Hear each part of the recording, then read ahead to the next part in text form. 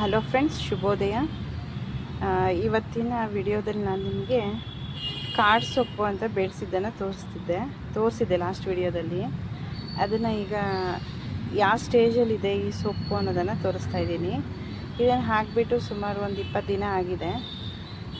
ಈ ಸೊಪ್ಪುಗಳನ್ನ ಗ್ರೋತು ತುಂಬ ನಿಧಾನ, ಆದರೆ ಎಂಥ ಮಳೆ ಇರಲಿ ಬಿಸಿಲಿರಲಿ ಏನೇ ಇರಲಿ ಅವ್ರಗಳ ಬೆಳವಣಿಗೆ ಮಾತ್ರ ಸಮತೋಲನವಾಗಿರುತ್ತೆ. ನೀರಿನ ಅಂಶ ಇರಲಿ ಇಲ್ದಲೇ ಇರಲಿ, ಅವುಗಳು ತಮ್ಮ ಜೀವನದ ಯಾವ ರೀತಿ ಕಾಪಾಡ್ಕೊತವೆ ಅಂದರೆ ಯಾವ ಸೀಡು ವೇಸ್ಟ್ ಆಗೋಲ್ಲ. ಆ ರೀತಿ ಪ್ರತಿಯೊಂದು ಜರ್ಮಿನೇಟ್ ಆಗುತ್ತೆ. ಆದರೆ ಗ್ರೋತ್ ಮಾತ್ರ ಸ್ವಲ್ಪ ವೇರಿಯೇಷನ್ ಇರುತ್ತೆ, ಹಿಂದೆ ಮುಂದೆ ಇರುತ್ತೆ. ಇದು ನೋಡಿ, ಇದು ಬಂದುಬಿಟ್ಟು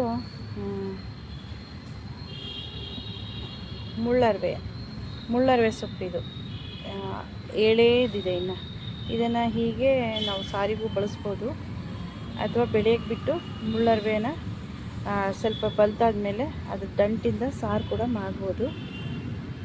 ಹೀಗೆ ಇದನ್ನು ತುಂಬ ಎಳೆದಿದೆ ನೋಡಿ, ದಂಟೆಲ್ಲ ತುಂಬ ಎಳೆದಿದೆ. ಇದನ್ನು ನಾನು ಸದ್ಯಕ್ಕಂತೂ ತೊಗೊಳೋದಿಲ್ಲ. ಇದನ್ನು ಇನ್ನೊಂದ್ಸಲ ಬೀಜಗಳನ್ನು ಸಂಗ್ರಹಣೆ ಮಾಡ್ಕೊತೀನಿ. ಇನ್ ಫ್ಯೂಚರಲ್ಲಿ ಚೆನ್ನಾಗಿ ಬೆಳ್ಕೊಬೋದು. ಇನ್ನು 20 ದಿನದಲ್ಲಿ ಇದು ಒಳ್ಳೆ ರೀತಿ ಗ್ರೋತ್ ಆಗುತ್ತೆ. ಗ್ರೋತ್ ಆಗಿಬಿಟ್ಟು ಹೂ ಕಾಣುತ್ತೆ ಇದರಲ್ಲಿ. ನೆಕ್ಸ್ಟು ಅದನ್ನು ಜಾಸ್ತಿ ಏನು ಜರ್ಮಿನೇಷನ್ ಕಾಣ್ತಾ ಇಲ್ಲ. ಸೊ ಹಾಕಿದಷ್ಟೇನು ಬಂದಿಲ್ಲ, ಇದರಲ್ಲಿ ಸ್ವಲ್ಪ ಬಂದಿದೆ. ಸೊ ಮತ್ತೆ ಬೀಜಗಳಿಗೆ ಇಟ್ಕೊತೀನಿ. ಸಾಮಾನ್ಯವಾಗಿ ಚಿಕ್ಕ ಸಸಿಗಳಿಗೆ ನೋಡ್ರಿ, ಕೀಟಗಳ ದಾಳಿ ಆಗಿದೆ ಇದ್ರ ಮೇಲೆ. ಯಾವ ರೀತಿ ಕೀಟ ಇರುತ್ತೆ ಅನ್ನೋದೇ ಗೊತ್ತಾಗಲ್ಲ, ಎಲೆಗಳನ್ನು ಮಾತ್ರ ತಿನ್ಕೊಂಡು ಹೋಗಿದೆ. ಸೊ ಇದನ್ನು ಯಾವ ರೀತಿ ಪ್ರಿಸರ್ವ್ ಮಾಡಿ ಬೀಜಗಳನ್ನು ಕೀಟಗಳಿಂದ ರಕ್ಷಣೆ ಮಾಡಬೇಕು ಅನ್ನೋದನ್ನು ನೋಡ್ಕೊಬೇಕು. ಇದು ಈ ರೀತಿ ಆದರೆ, ಇದು ನೋಡಿ, ಈ ಪಾಟಲ್ಲಿ, ಈ ಗ್ರೋ ಬ್ಯಾಗಲ್ಲಿ ತುಂಬ ಚೆನ್ನಾಗಿ ಪುನರ್ನವ ಜರ್ಮಿನೇಟ್ ಆಗಿ ಎಲ್ಲ ಕಡೆನೂ ಚೆನ್ನಾಗಿ ಬಂದಿದೆ. ಎಲ್ಲ ಬೀಜಗಳು ಕೂಡ ಜರ್ಮಿನೇಟ್ ಆಗಿದೆ. ಬಟ್ ಇದರಲ್ಲಿ ಒಂದು ಪ್ರಾಬ್ಲಮ್ ಆಗಿದೆ ಫ್ರೆಂಡ್ಸ್. ತುಂಬ ಎಲ್ಲ ಎಲೆಗಳಿಗೂ ಕೀಟಗಳು ಸಣ್ಣ ರಂಧ್ರಗಳು ಮಾಡಿ ಹೋಗಿದೆ. ಯಾವ ಥರ ಇರುತ್ತೆ ಅನ್ನೋದು ಗೊತ್ತಾಗ್ತಾ ಇಲ್ಲ. ಇದು ಬೇಜಾರಾಗಿರೋಂಥ ವಿಷಯ. ಬಟ್ ಹಂಗಂತ ಹೇಳ್ಬಿಟ್ಟು ನಾನೇನು ಇದನ್ನು ಕಟ್ ಮಾಡಿ ಬಿಸಾಕೋದು ಇಲ್ಲ. ಮತ್ತು ಎಗೇನ್ ಬೀಜಗಳ ಸಂಗ್ರಹಣೆಗೋಸ್ಕರ ಇಟ್ಕೊತೀನಿ. ಹೆಲ್ತಿಯಾಗಿರೋಂಥದ್ದು ಸೊಪ್ಪು, ಈ ಥರ ಸೊಪ್ಪು, ಚೆನ್ನಾಗಿರೋ ಸೊಪ್ಪನ್ನು ಆಯ್ಕೆ ಮಾಡಿಬಿಟ್ಟು ಅಡುಗೆಗೆ ಯೂಸ್ ಮಾಡ್ತೀನಿ. ಬೆಳೆದಿರೋದೇ ನಿಜ ಅಂತೆ, ಅದನ್ನೇನಿಗೆ ಕಟ್ ಬಿಸಾಕ್ಬಿಡೋದು, ಹುಳ ಹಿಡ್ದಿದೆ ಅಂತ. ನೋಡೋಣ, ಅದ್ರ ಗ್ರೋತು ಮುಂದೆ ಚೆನ್ನಾಗಿರುತ್ತೆ ಅಂದ್ಕೊತೀನಿ. ಇದೆ ಯಾವ ರೀತಿಯೂ ಅದಕ್ಕೆ ಸಾಕಷ್ಟು ಗೊಬ್ಬರನೂ ಇಲ್ಲ, ಏನೂ ಇಲ್ಲ. ಮಳೆ ಜಾಸ್ತಿ ಆಗಿದೆ ಬೆಂಗಳೂರಲ್ಲಿ. ಸೊ ಮಳೆಗೂ ಕೂಡ ಇಷ್ಟು ಫ್ರೆಶ್ ಆಗಿರೋಂಥ ಸೊಪ್ಪು ಬಂದು ನಿಂತಿದೆ. ಇದ್ರ ನೆಕ್ಸ್ಟು ಇದು ಬಂದುಬಿಟ್ಟು ಕಾಡರ್ವೆ. ಇದು ಕೂಡ ಯಾವುದೇ ರೀತಿ ಹುಳಗಳ ದಾಳಿ ಆಗಿಲ್ಲ ಇದ್ರ ಮೇಲೆ, ಚೆನ್ನಾಗಿದೆ.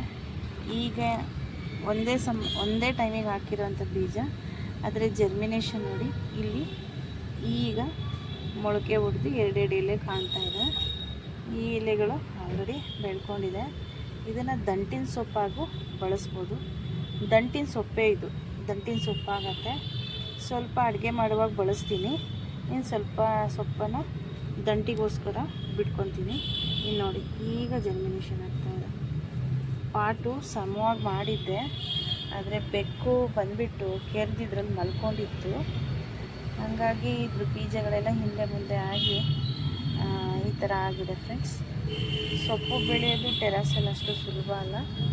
ಹದ ಮಾಡಿ ಮಣ್ಣನ್ನು ಮತ್ತು ಗೊಬ್ಬರನ ಎಲ್ಲ ಹದ ಮಾಡಿ ಹಾಕಿದ್ರು, ಬಟ್ ಗ್ರೋತ್ ಯಾಕೋ ಈ ಥರ ಆಗಿದೆ. ಮುಂದಿನ ವಿಡಿಯೋದಲ್ಲಿ ಮತ್ತೆ ಸೊಪ್ಪು ಬೆಳೆಯುವಾಗ ನಿಮ್ಮ ಜೊತೆಗೆ ಶೇರ್ ಮಾಡ್ಕೊತೀನಿ. ಮಳೆ ಜಾಸ್ತಿ ಆಗಿರ್ಬೋದು, ಹಾಗಾಗಿ ಈ ಥರ ಆಗಿದೆ. ನೀರು ಡ್ರೈನೇಜ್ ಮೂಲಕ ಹೊರಟೋಗುತ್ತೆ. ಇದಕ್ಕೆ ಸಪ್ರೇಟ್ ಡ್ರೈನೇಜ್ ಮಾಡಬೇಕಂತ ಏನಿರಲ್ಲ. ಇದಕ್ಕೆ ಹೊಲಿಗೆ ಹಾಕಿರ್ತಾರಲ್ವ ಸುತ್ತ, ಆ ಹೊಲಿಗೆನೇ ನೀರನ್ನು ಬಸ್ದುಬಿಡುತ್ತೆ. ಅದರಲ್ಲಿ ಪಾಟಲ್ಲಿ ನೀರು ನಿಲ್ಲಲ್ಲ. ಆದ್ರೂ ಸೊಪ್ಪು ಬೆಳೆಯುವಾಗ ಇಷ್ಟು ನೀರಿನ ಅಂಶ ಬೇಡ. ನೋಡೋಣ ಮುಂದಿನ ವಿಡಿಯೋದಲ್ಲಿ ಚಿಕ್ಕದಾಗಿ ಡ್ರೈನೇಜನ್ನು ಹಾಕ್ತೀನಿ. ತುಂಬ ಕಷ್ಟ ಇದಕ್ಕೆ ಹಾಕೋದು, ಹಾಗೆ ಹರಿಯೋಕ್ಕೆ ಶುರು ಆಗುತ್ತೆ. ಹಾಗಾಗಿ ಗ್ರೋ ಬ್ಯಾಗ್ಗಳಲ್ಲಿ ಬೆಳೆಯುವಾಗ ಫಸ್ಟ್ ಮುನ್ನೆಚ್ಚರಿಕೆಯನ್ನು ವಹಿಸ್ಕೊಂಡು ಬೀಜಗಳನ್ನು ಹಾಕಬೇಕಾಗತ್ತೆ. ಸೊ ಈ ರೀತಿ ಕಾಡಿನ ಬೀಜಗಳನ್ನು, ಅಂದರೆ ಇದು ಎಲ್ಲ ಕಾಡಿನ ಸೊಪ್ಪುಗಳು, ಇವುಗಳನ್ನು ಬೆಳೆಯೋದು ತುಂಬಾ ಈಸಿ, ಅಷ್ಟೇನು ಕಷ್ಟ ಇರಲ್ಲ. ಬಟ್ ಇವುಗಳನ್ನು ಬೆಳೆಯುವಾಗ ತುಂಬಾ ಕೇರ್ ಮಾಡಬೇಕಾಗತ್ತೆ. ಕೇರ್ ಅಂದರೆ ಇದೆ, ಹುಳಗಳು ಏನಕ್ಕೆ ಹಿಡಿದಿದೆ ಅನ್ನೋದನ್ನು ನೋಡ್ಕೊಬೇಕು. ಯಾವ ರೀತಿ ಹುಳಗಳು ಇದಕ್ಕೆ ಹತ್ತುತ್ತೆ ಅನ್ನೋದನ್ನು ನೋಡ್ಕೊಬೇಕಾಗತ್ತೆ. ಇದು ನನಗೆ ಮೊದಲನೇ ಸಲ ಆಗಿರೋಂಥ ಇದು ಅನುಭವ. ಇಷ್ಟು ಹುಳ ಹಿಡಿಯುತ್ತೆ ಅಂತ ಅಂದ್ಕೊಂಡಿರಲಿಲ್ಲ. ಸೊ ಹಿಡಿದಿದೆ. ಬೆಳೆದಿರೋ ತರಕಾರಿಗಳಿಗೆಲ್ಲ ಈ ರೀತಿ ಆದರೆ ಬೇಜಾರಾಗುತ್ತೆ friends. Okay friends, thank you.